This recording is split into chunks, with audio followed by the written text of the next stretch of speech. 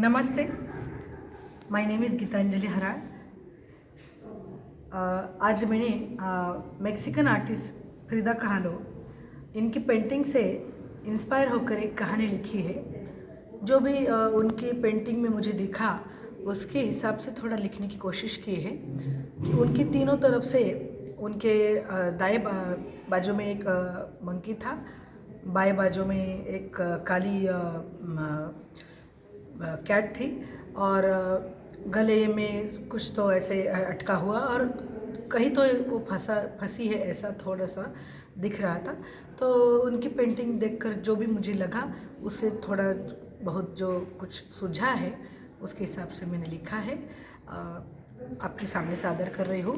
कहानी का नाम है आओ खजाना ढूंढते हैं। बहुत दिन पहले की बात है। रणकपुर की राज हवेली आजकल खाली खाली सी होने लगी थी। लोग तो आते जाते थे लेकिन कुछ तो अनबन थी। हवेली के पीछे दक्षिण पश्चिम में बगीचे के पास जो छोटी हवेली थी वो बिल्कुल अंधेरे से घेरी गई थी। वहाँ एक बड़ा सा ताला लगा था, लेकिन पुरानी टूटी खिड़की से कुत्ता, बिल्ली, नेवले, लोमड़िया, भेड़िया आते जाते थे। ये पुराना खंडर, सांप, बिच्छू इनको भी अपना सा लगता था, लेकिन कोई भी आदमी औरत वहाँ जाता नहीं था।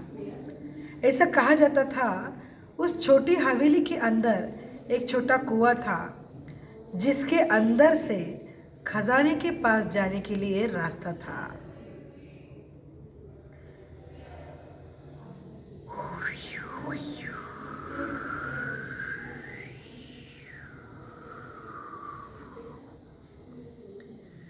और उस खजाने की तरफ सिर्फ ऐसी औरत जा सकती है जिसने एक बार भी पीछे मुड़ के नहीं देखा हो।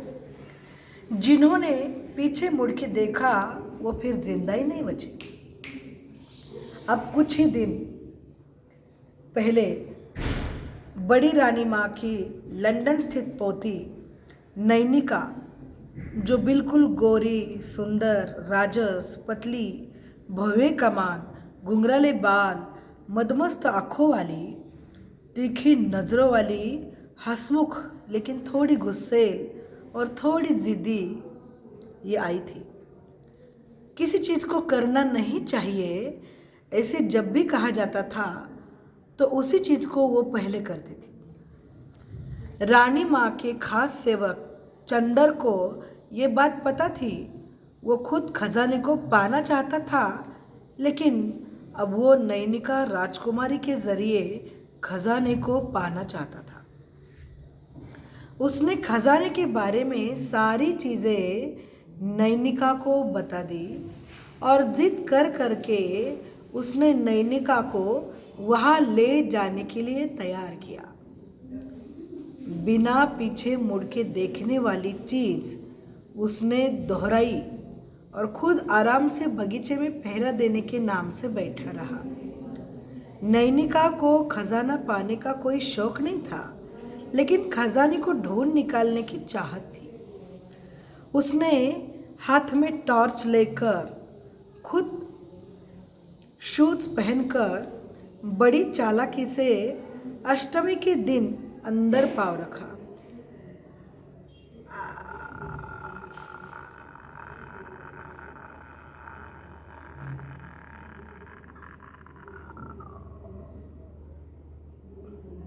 गहरा सन्नाटा, काला अंधेरा बहुत कुछ बोल रहा था। आओ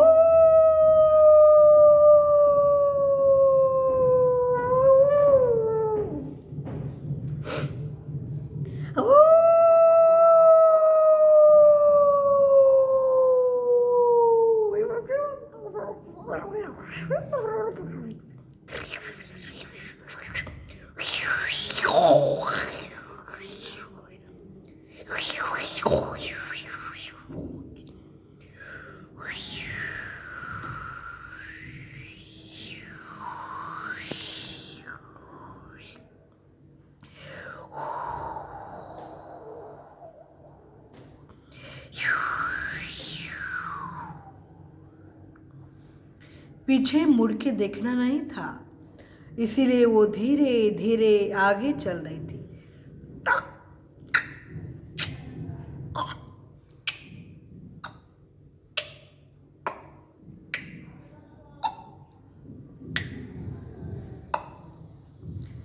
एक एक दरवाजा खोलते खोलते वो अंदर अंदर जा रही थी।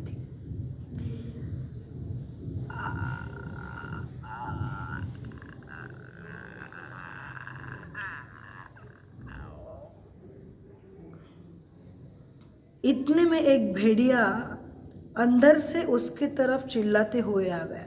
ओ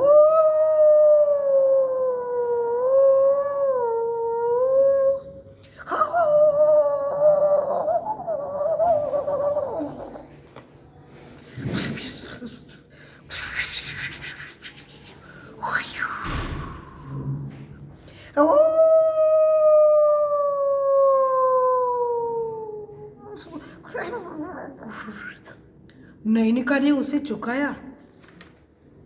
अब आगे का कहानी सुननी है तो एपिसोड 2 को फॉलो कीजिए। Thank you.